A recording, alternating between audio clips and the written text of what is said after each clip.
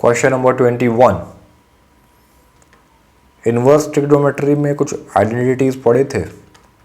Sign inverse theta plus cos inverse theta is equal to pi by 2 होता है।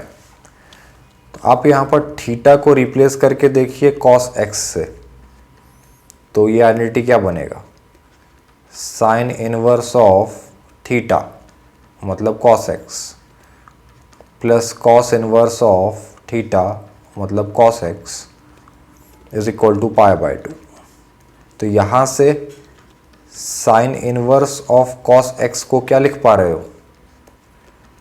Pi by 2 minus cos inverse of cos x. ठीक है, तो sine inverse of cos x को हम लिख पा रहे हैं पाई बाय 2 माइनस अपने डोमेन में cos inverse of cos x को एक्स लिखा जा सकता है। जैसे छोटे बच्चों की तरह बोलना है तो ऐसा बोल देते हैं कि कॉस और कॉस इनवर्स कैंसिल हो गया। ठीक है, बाकी याद रखिए कि cos inverse of cos x x है in its domain. Similarly cos of cos inverse x भी एक्स ही होता है अपने डोमेन में। ठीक है, तो ये इंटीग्रेशन तो क्या बन गया? Sine inverse of cos x को लिखा जा सकता है पाई बाय 2 माइनस एक्स। क्या यूज़ किया हमने यहाँ पर? Cos inverse of cos theta is equal to theta लिखा है। ठीक है, तो अभी क्या बन गया ये पूरा इंटीग्रेशन? इंटीग्रेशन ऑफ ये तो बन गया pi by 2 minus x d x.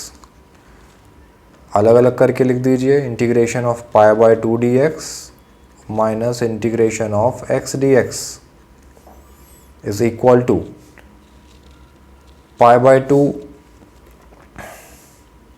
का इंटीग्रेशन। पाई बाय 2 तो कांस्टेंट है, इंटीग्रेशन से बाहर निकालिए, ये बचा integration 1 D x minus X का integration with respect to x, ये तो होगा एक्स पावर 2 बाय 2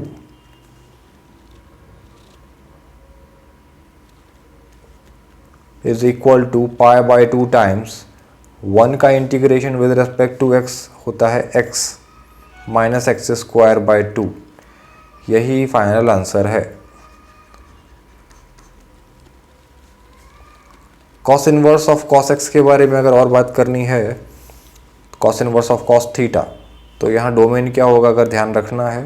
वैसे तो क्वेश्चन सॉल्व हो गया है, लेकिन फॉर सेक ऑफ नॉलेज समझना है तो देखिए यहाँ पर कॉस थीटा, तो सबसे पहले कॉस थीटा में देखिए, कॉस थीटा का डोमेन होता है आर। तो कॉस थीटा में थीटा क्या होगा, इसके ऊपर कोई रेस्ट्रिक्शन नहीं है, कोई भी रियल नंबर चलेगा। कॉस थीटा में कोई भी रियल नंबर आपने पुट किया, थीटा की कोई भी रियल वैल्यू पुट किया चलेगा। कॉस इनवर्स को रेस्ट्रिक्शन होता है। कॉस इनवर्स में सिर्फ और सिर्फ कहाँ से कहाँ तक के वैल्यूज आप पुट कर सकते हो? कॉस इनवर्स में आप सिर्फ और सिर्फ -1 से 1 तक के बीच के वैल्यूज पुट कर सकते हो। ठीक है, तो कॉस थीटा तो हमेशा ही -1 से 1 के बीच होता है।